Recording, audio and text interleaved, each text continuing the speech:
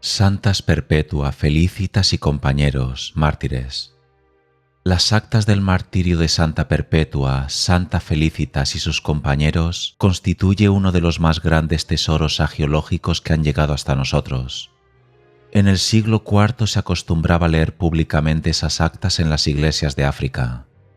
El pueblo les profesaba una estima tan grande que San Agustín se vio obligado a publicar una protesta para evitar que se las considerara en plano de igualdad con la Sagrada Escritura. Se trata de un documento puramente humano, como es natural, pero que conserva en forma singularmente vívida las palabras de las dos mártires. Durante la persecución emprendida por el emperador Severo, fueron arrestados en Cartago 5 catecúmenos el año 205. Eran estos Revocato, Felicitas, su compañera de esclavitud que estaba embarazada desde hacía varios meses, Saturnino, Secúndulo y Vivia Perpetua. Esta última tenía 22 años de edad, era esposa de un hombre de buena posición y madre de un pequeñín. Sus padres y 2 de sus hermanos vivían aún, en tanto que el tercero de sus hermanos, llamado Dinócrates, había muerto a los 7 años de edad. A estos 5 prisioneros se unió Sáturo, quien les había instruido en la fe y se negó a abandonarles. El padre de Perpetua, de quien ella era la hija predilecta, era un pagano ya bastante entrado en edad. Su madre era probablemente cristiana, lo mismo que uno de sus hermanos, y el otro era todavía catecúmeno. Los prisioneros fueron puestos bajo vigilancia en una casa particular. Perpetua narra así sus sufrimientos. Yo estaba todavía con mis compañeros. Mi padre, que me quería mucho, trataba de darme razones para debilitar mi fe y apartarme de mi propósito. Yo le respondí: «Padre, ¿no ves ese cántaro o jarro o como quieras llamarlo? ¿Acaso puede llamarlo con un nombre que no lo designe por lo que es?» «No», replicó él, «pues tampoco yo puedo llamarme por un nombre que no signifique lo que soy, cristiana». Al oír la palabra cristiana, mi padre se lanzó sobre mí y trató de arrancarme los ojos, pero solo me golpeó un poco, pues mis compañeros le detuvieron. Yo di gracias a Dios por el descanso de no ver a mi padre durante algún tiempo. En esos días recibí el bautismo y el Espíritu me movió a no pedir más que la gracia de soportar el martirio. Al poco tiempo nos trasladaron a una prisión donde yo tuve mucho miedo, pues nunca había vivido en tal oscuridad. ¡Qué horrible día! El calor era insoportable, pues la prisión estaba llena. Los soldados nos trataban brutalmente. Para colmo de males yo tenía ya dolores de vientre. Entonces Tercio y Pomponio, los 2 santos diáconos que nos llevaban los sacramentos, pagaron a los soldados para que nos trasladasen durante algunas horas a un rincón menos malo de la prisión y nos diesen algún alivio. Todos los hombres se alejaron un poco y yo amamanté a mi hijito, que estaba muy débil por falta de alimento. Manifesté a mi madre la pena que esto me causaba, alenté a mi hermano y encargué a los 2 que cuidaran de mi hijito. Me daba mucha pena verlos sufrir por mí. Durante varios días estuve muy abatida. Por fin conseguí que me permitiesen que mi niño se quedase conmigo en la prisión. Esto me quitó la principal de mis preocupaciones, con lo cual recobré inmediatamente la salud, de suerte que la cárcel empezó a parecerme un palacio, en el que estaba yo más feliz que en cualquier otra parte. Mi hermano me dijo un día: «Hermana, ahora gozas de gran favor en el cielo. Pide a Dios que te dé a conocer si te espera el martirio o la libertad». Yo sabía que Dios no podía dejar de escucharme porque yo sufría por su causa y le dije llena de confianza: «Mañana te daré la respuesta de Dios, hermano». Oré pues a Dios y su respuesta fue la siguiente. Vi una escalera de oro extraordinariamente larga que ascendía hasta el cielo, pero tan estrecha que solo una persona podía subir. A ambos lados había toda clase de armas colgadas: espadas, lanzas, garfios, puñales. Se hallaban dispuestas de tal modo que quien subía descuidadamente sin mirar hacia arriba recibía inmediatamente una multitud de heridas. Al pie de la escalera había un inmenso dragón que acechaba a los que querían subir y trataba de impedirles que lo hicieran. El primero en subir fue Sáturo, quien se había entregado espontáneamente por nosotros, pues él nos había instruido en la fe y se hallaba ausente en el momento que nos hicieron prisioneros. Al llegar a lo alto de la escalera, Sáturo se volvió y me dijo: «Perpetua, aquí te espero, pero cuídate de que no te muerda el dragón». Yo le respondí: «En el nombre de Jesucristo no me morderá». Al punto el dragón apartó su cabeza como si me tuviese miedo y la colocó sobre el primer escalón, de suerte que para dar el primer paso tuve que pisarle la frente. Seguí subiendo y vi un gran jardín, en cuyo centro se hallaba un hombre alto y de cabello blanco, vestido de pastor, ordeñando sus ovejas. Alrededor había millares de personas vestidas de blanco.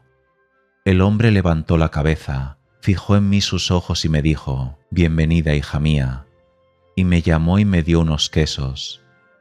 Yo los tomé en mis manos y me los comí, y todos los que nos rodeaban decían amén. Desperté al oír esa palabra, y mi boca tenía todavía un aroma muy agradable. Inmediatamente conté lo sucedido a mi hermano, y ambos comprendimos que nos esperaba el martirio y renunciamos a toda esperanza de este mundo. Poco después corrió el rumor de que nos iban a juzgar. Mi padre vino desde la ciudad muy angustiado, con el intento de apartarme de mi resolución. Me dijo: «Hija mía, apiádate de mis canas. Ten piedad de tu padre, si es que soy digno de que me llames padre. Apiádate de mí, que te he educado y te he preferido siempre a tus hermanos. No tienes nada que reprocharme. Piensa en tu madre y en la hermana de tu madre. Piensa sobre todo en tu hijo, que no podrá sobrevivirte. Depón tu orgullo y no nos arruines, pues jamás podremos volver a hablar como hombres libres si te sucede algo». Así habló mi padre, lleno de amor por mí, besando mis manos y arrodillado delante de mí.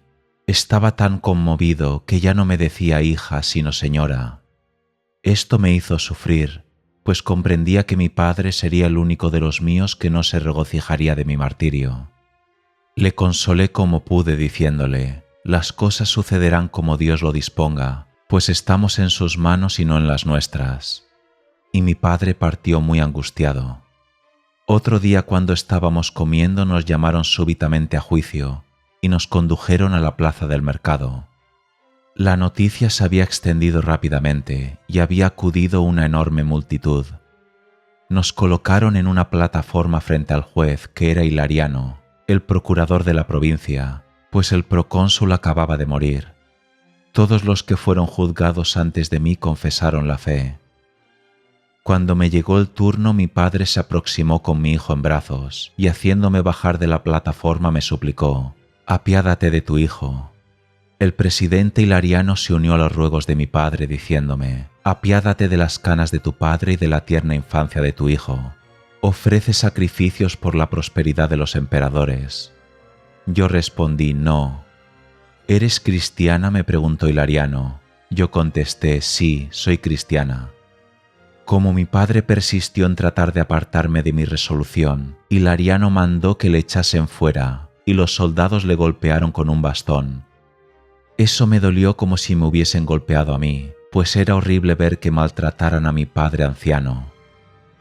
Entonces el juez nos condenó a todos a las fieras y volvimos llenos de gozo a la prisión. Como mi hijo estaba acostumbrado al pecho, rogué a Pomponio que le trajese a la prisión, pero mi padre se negó a dejarle venir. Pero Dios dispuso las cosas de suerte que mi hijo no extrañó el pecho, y a mí no me hizo sufrir la leche de mis pechos. Según parece, Secúndulo había muerto en la prisión antes del juicio. Antes de dictar la sentencia, Hilariano había mandado azotar a Revocato y Saturnino, y abofetear a Perpetua y Felicitas. Se reservó a los mártires para los espectáculos que se iban a ofrecer a los soldados durante las fiestas de Geta, a quien su padre Severo había nombrado César 4 años antes, en tanto que había nombrado Augusto a su hijo Caracalla. Santa Perpetua relata así otra de sus visiones. Pocos días después, mientras estaba yo orando, se me escapó el nombre de Dinócrates. La cosa me sorprendió mucho, pues yo no estaba pensando en él. Al punto comprendí que debía orar por él, y así lo hice con gran fervor e insistencia. Esa misma noche tuve una visión. vi a Dinócrates salir sudoroso y sediento de un sitio muy oscuro en el que había muchas personas. En su pálido rostro se veía la herida que tenía al morir. Dinócrates era mi hermano según la carne y había muerto a los 7 años consumido por una terrible gangrena facial. Por él estaba yo orando, pero entre los dos había un gran abismo, de modo que no podíamos aproximarnos. Cerca de él había una fuente, pero el borde era bastante alto, de suerte que Dinócrates tuvo que ponerse de puntas para poder beber, pero ni en esa forma logró alcanzar el agua, porque el borde era demasiado alto para él. Al despertarme comprendí que mi hermano se hallaba en un sitio de sufrimientos.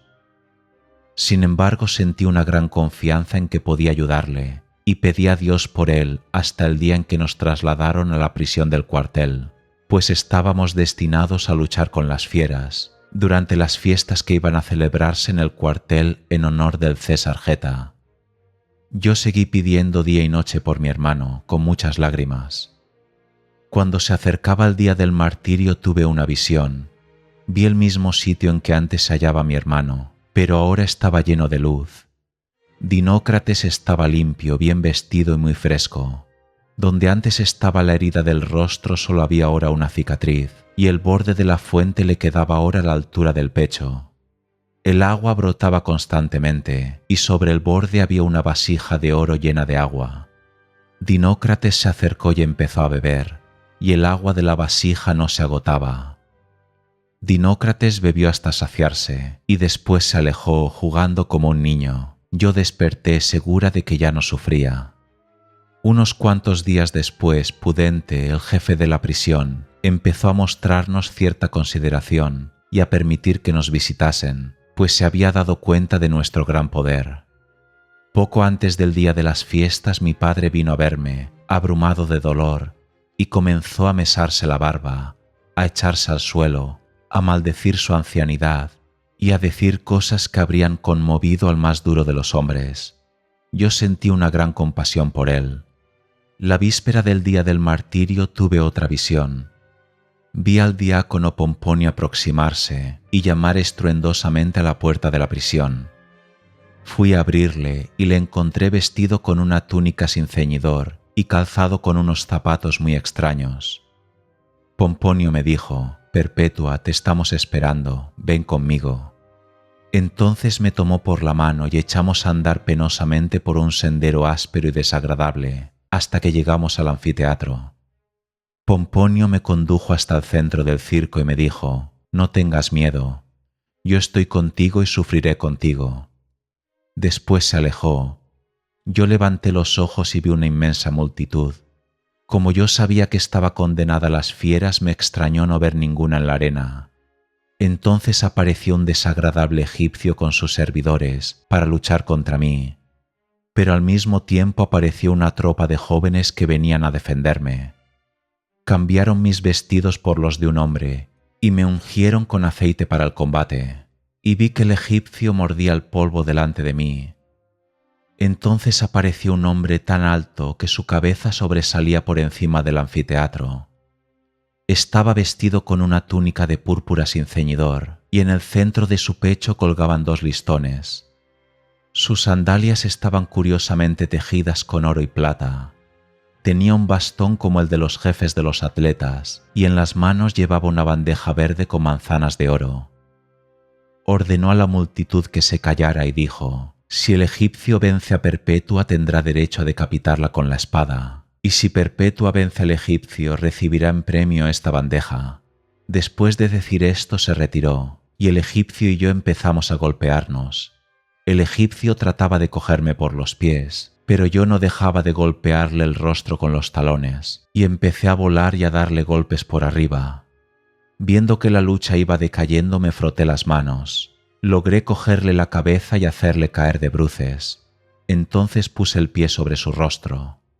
La multitud lanzó grandes gritos, en tanto que mis acompañantes cantaban salmos, y me acerqué al jefe de los atletas, quien me entregó la charola, me besó y me dijo: «La paz sea contigo, hija mía», y yo me aproximé triunfalmente a la puerta de la vida. En ese mismo instante desperté. Entonces comprendí que mi combate no iba a ser contra las fieras, sino contra el demonio, pero que yo saldría victoriosa. Esto lo escribí hasta la víspera de los juegos. Lo que suceda en los juegos lo escribirá quien se sienta llamado a ello. San Sáturo nos dejó también escrita una visión que tuvo. Los ángeles le condujeron junto con sus compañeros a un hermoso huerto, donde encontraron a los mártires Jocundo, Saturnino y Artaxio, que habían perecido recientemente en la hoguera, y a Quinto, que había muerto en la prisión. Después los llevaron los ángeles a un palacio luminoso, donde se hallaba sentado un anciano con cabellos blancos y rostro de joven, cuyos pies no veíamos.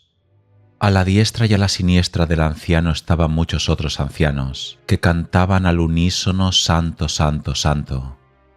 Sátiro y sus compañeros se detuvieron ante el trono.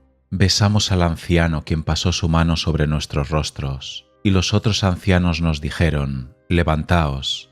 Y nos levantamos y les dimos el beso de la paz. Entonces los ancianos nos dijeron: «Id a luchar». Sátiro dijo a Perpetua: «Ya tienes todo lo que puedes desear». Perpetua replicó: «Alabado sea Dios, que me dio la felicidad en el mundo y me ha dado aquí una felicidad todavía mayor». Sátiro añade que al salir encontraron delante de la puerta a su obispo Optato y a un sacerdote llamado Aspasio, que estaban solos y tristes.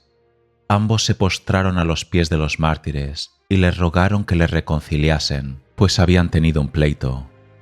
Cuando Perpetua se hallaba conversando con ellos bajo un árbol de rosas, los ángeles ordenaron a los dos clérigos que se reconciliasen y dijeron a Optato que acabase con los partidos en su iglesia.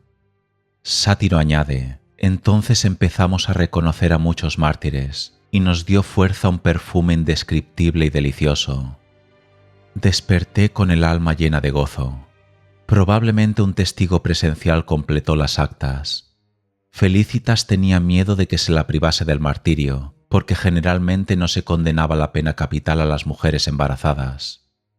Todos los mártires oraron por ella, y así dio a luz a una hija en la prisión. Uno de los cristianos adoptó a la niña. El alcalde de la prisión, temiendo que los cautivos empleasen algún conjuro mágico para escapar, les trataba rudamente y había prohibido todas las visitas, pero Perpetua habló con él, y a raíz de esa conversación empezó a tratar mejor a los prisioneros, y permitió que recibiesen la visita de algunos de sus amigos. Por otra parte, el carcelero Pudente, que había llegado a la fe, hacía cuanto podía por los mártires.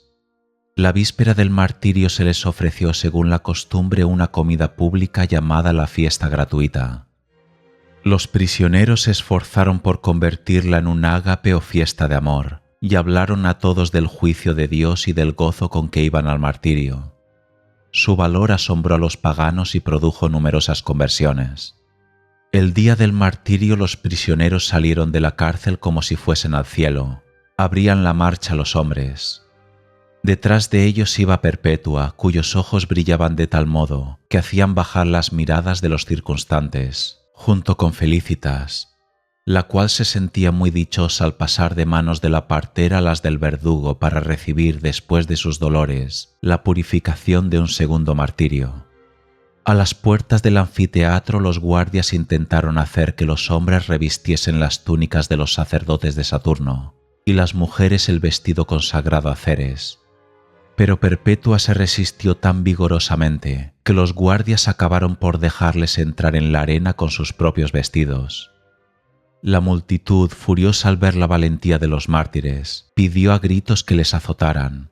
Así pues, cada uno de ellos recibió un latigazo al pasar frente a los gladiadores. Saturnino había pedido que le echasen encima diferentes fieras para que su corona fuese más gloriosa. De acuerdo con su deseo, él y Revocato tuvieron que hacer frente primero a un leopardo y luego a un oso. Por su parte, Sátiro, que tenía mucho miedo a los osos, hubiese querido que un leopardo acabase rápidamente con él. Le echaron un jabalí, que se volvió contra el domador y le mordió, de suerte que éste murió pocos días después. En cambio, a Sátiro solo le arrastró por la arena. Entonces los guardias ataron al mártir y le pusieron frente a un oso, pero éste no quiso salir de su jaula, y hubo que dejar el martirio de Sátiro para más tarde. Esto le proporcionó la oportunidad de hablar con Pudente, el carcelero, que se había convertido. Sátiro le animó diciéndole: «Ya ves que como lo había yo deseado y predicho, ninguna fiera se ha atrevido a tocarme. Cree firmemente. Mira, la próxima vez me van a echar a un leopardo que acabará conmigo de una sola mordida». Así sucedió. Un leopardo saltó sobre él y le dejó cubierto de sangre en un instante. La multitud daba alaridos y gritaba: «Ahora sí está bien bautizado». El mártir ya agonizante dijo a Pudente: «Adiós, conserva la fe. Acuérdate de mí y que esto sirva para confirmarte y no para confundirte». Y tomando el anillo del carcelero lo mojó en su propia sangre, lo devolvió a Pudente y murió. Así fue a esperar a Perpetua como ésta lo había predicho. Perpetua y Felicitas fueron arrojadas a una vaca salvaje. La fiera atacó primero a Perpetua, quien cayó de espaldas, pero la mártir se sentó inmediatamente. Se cubrió con su túnica desgarrada y se arregló un poco los cabellos para que la multitud no creyese que tenía miedo. Después fue a reunirse con Felicitas, que yacía también por tierra. Juntas esperaron el siguiente ataque de la fiera, pero la multitud gritó que con eso bastaba. Los guardias las hicieron salir por la puerta Sanavivaria, que era por donde salían los gladiadores victoriosos. Al pasar por ahí, Perpetua volvió en sí de una especie de éxtasis y preguntó si pronto iba a enfrentarse a las fieras. Cuando le dijeron lo que había sucedido, la santa no podía creerlo, hasta que vio sobre su cuerpo y sus vestidos las señales de la lucha. Entonces llamó a su hermano y al catecúmeno rústico y les dijo: «Permaneced firmes en la fe y guardad la caridad entre vosotros. No dejéis que los sufrimientos se conviertan en piedra de escándalo». Entretanto, la veleidosa muchedumbre pidió que las mártires compareciesen nuevamente. Así se hizo con gran gozo de las dos santas. Después de haberse dado el beso de paz, Felicitas fue decapitada por los gladiadores. El verdugo de Perpetua, que estaba muy nervioso, erró el primer golpe, arrancando un grito a la mártir. Ella misma tendió el cuello para el segundo golpe, tal vez porque una mujer tan grande solo podía morir voluntariamente.